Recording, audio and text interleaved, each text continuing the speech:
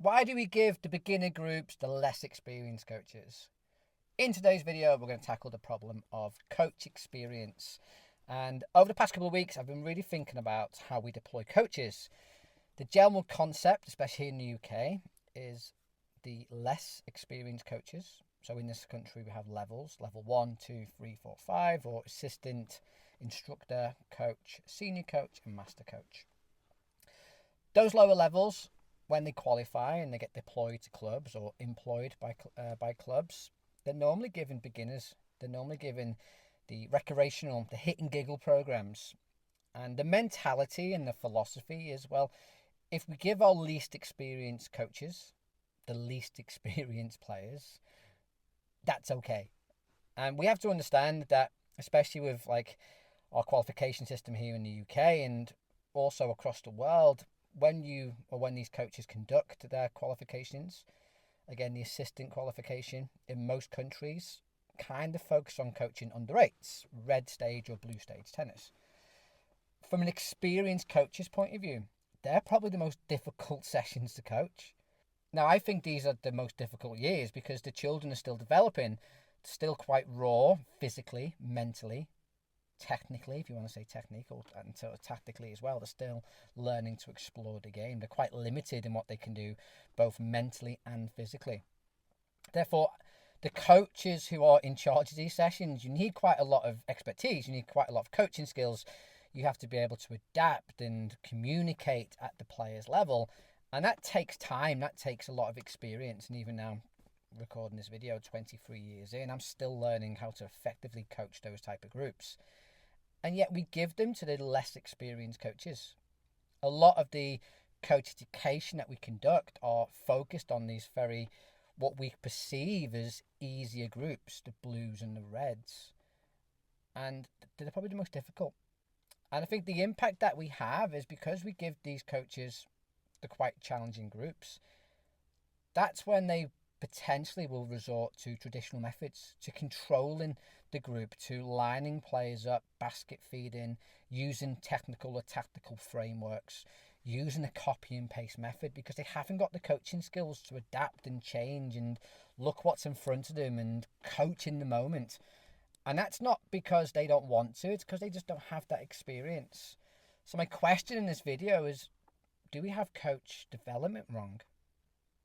I've been thinking about it over the weekend, and is it a case of players go to these sessions, they're given a less experienced coach, the less experienced coach conducts the lesson in these traditional methods, the basket feeding, the frameworks. They have a negative experience because, frankly, it's pretty boring. They don't see a lot of progress, and what progress they see, it disappears when they play a game of tennis. Then they leave the sport. Is that the true reason why tennis struggles to retain players? You look at any national governing body or federation, very big numbers at blue and red, under eights, less at under nines, less at under tens, and by the time you get into junior tennis, the pyramid starts getting a lot smaller as well. And if you look at coaching programs, we have this linear progression within coaching teams as well. The more experienced coaches are generally put with the more experienced players. And that's what's got me thinking today, and this is a bit more of a reflection video than an educational video. Are we getting it back to front?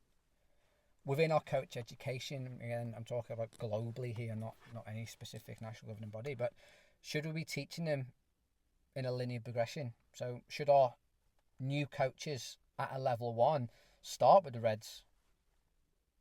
And then when they go onto their level 2, you do orange and green. Level 3, yellow ball, individual lessons. Level 4 and level 5, again, the perception is to be a level 4 and 5. You must be working with the best players. And I look at my own qualification, I'm a level 4 performance coach. My qualification title says I work in performance and I'm meant to work with county and regional level players. But I'm not too sure if that's right, if we do it that way. Should your qualification be based on the player you work with or just the experience of coaching you have? And then the other question that's playing around in my head is, why do you have to start at level 1? Why do you have to start at the beginning? Because I might be an ex-player. I might be a coach from a different sport. I might come from a coaching profession or a teaching profession. Therefore, my teaching or coaching skills are quite well developed. Surely I don't start at the same point as a 16-year-old club player. Surely my coaching skills should allow me to go at a different level of the entry system. And again, if we think about our coach education systems, they're very linear. But then also if you think about our coach development, it's very linear. Again, I reflect on my coaching journey. When I qualified, I was stuck with the Reds. I was known as the under-8 guru. And then as I got a little bit better, I then started working with the under-9s and under-10s. So even as a coaching journey, my journey's been very linear as well. But then I also hit a ceiling at under-12s. And again, a big perception is, oh, Steve's really good at getting players to sort of regional, possibly national level. But you can't take them beyond that because he's never done it. And that's because my development's been very linear. And it's just interesting. So I'd be keen to hear what you think. Please leave down your thoughts and comments below. Reach out to me at steve@mytenniscoaching.com if you have any thoughts or feelings that you maybe don't want to put out there publicly. But yeah, why do we put our least experienced coaches with our least experienced players? And is that the right environment for the coach to develop? Is it the right environment for the players to develop? I'm not too sure. Until tomorrow, please check out mytenniscoaching.com and have a good day.